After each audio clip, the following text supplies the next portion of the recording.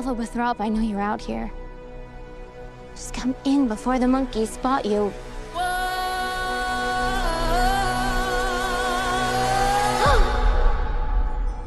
There's no going back. This is between us, the wizard and I.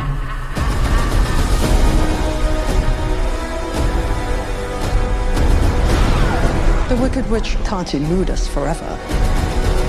Not with Prince Fiero and his squadron hot on her trail. No good deed goes unpunished. That's my creed. The wonderful Wizard of Oz. No one believed in you more than I did. Elphaba. They're coming for you.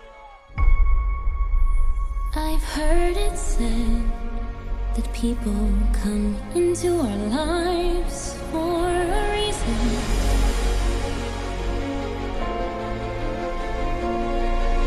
I know I'm who I am today because I knew you. Think of what we could do together. Like a comet pulled from orbit as it passes the sun. Like a seed dropped by a skybird in a distant world.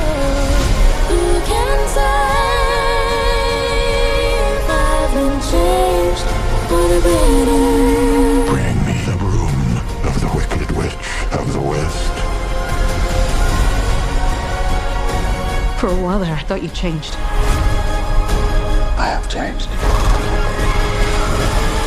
It's time. For both of us. To fly! Because I knew you. You're the only friend I ever had. Because I knew you. And I've had so many friends. I have been changed for good. But only one that mattered.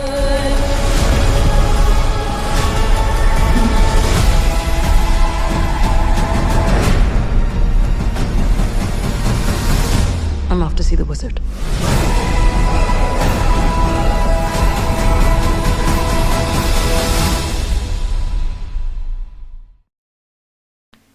You will be changed. This was an emotional, expansive, and exceptional concluding chapter.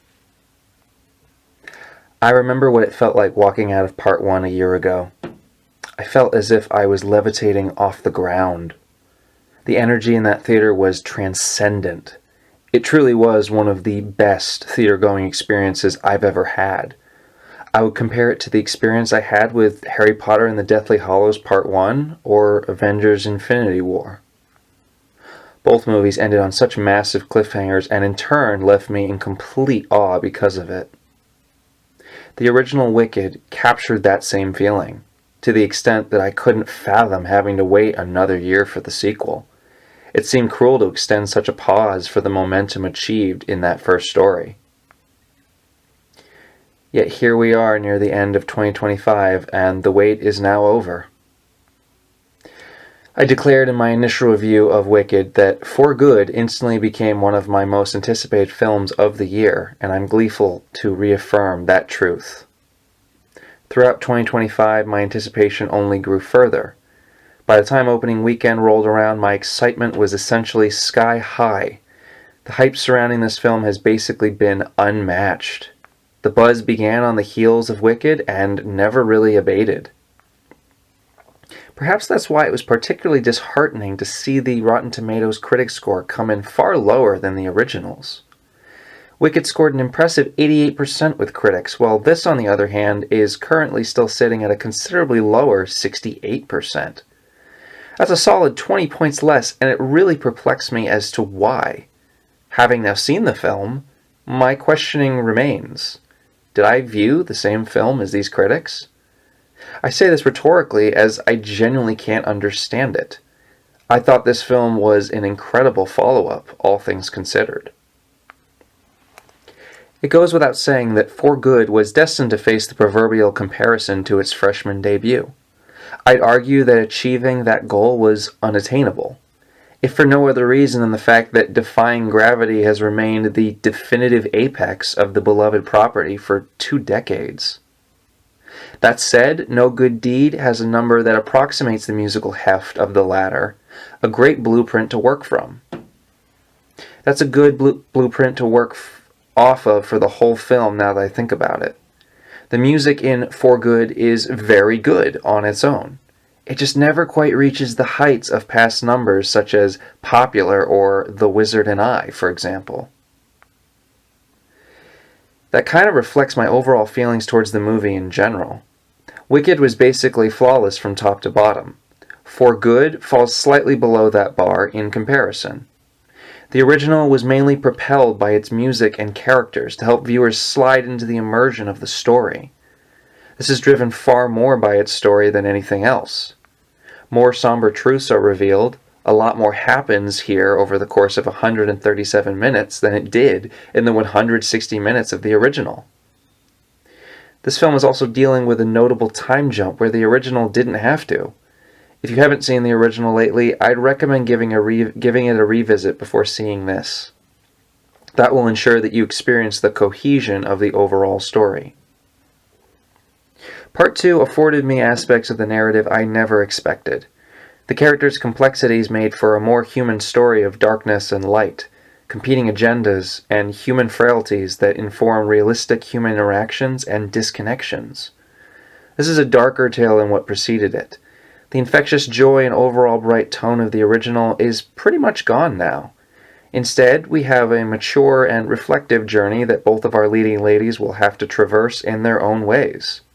Speaking of which, Grande and Arrivo create absolute magic together once again. Their level of synergy is simply unmatched at this point, and they continue to pour their entire souls into these films, leaving nothing on the floor. Their chemistry and vocals soar off the charts. They conveyed a wide range of emotions throughout, and it was quite the roller coaster as a result. I don't think I need to tell you how fantastic the cinematography and musical score are here. I'm pretty confident that you can sort that out for yourself based on what I've already shared. Instead, I'd actually like to touch on a more specific aspect of the film, that being how it includes and incorporates the events of the original Wizard of Oz into its story. I was pretty curious to discover how John M. Chu would handle this piece in particular. Now, having that answer, I can firmly say that I found a lot of satisfaction in how he went about this. Without spoiling anything, the choices Chu made here actually rewrite and recontextualize the very history of the original 1939 movie. Suffice it to say, I felt extremely validated with how certain things played out here. The last few scenes in particular really stopped me dead in my tracks in the best way possible. At the end of the day, this sequel gave me everything I could have asked for, and even more of what I already got beforehand. Grande and Arrivo are still both powerhouses in the acting and singing department. The music is wonderful, the cinematography and set design are breathtaking, and the emotions on display here are truly captivating. There's a real sense of closure this time, even if it's admittedly very bittersweet. Then again, maybe that was the whole point. All good things must come to an end, and in this particular case, we have now reached that inevitable destination. Don't be sad that it's over. Be glad it happened at all. John M. Chu has now successfully reimagined 2 of the greatest musicals ever made. I greatly look forward to a rewatch of both because I have undoubtedly been changed for good. I give Wicked, For Good, 4.5 out of 5 stars. Thank you so much for listening.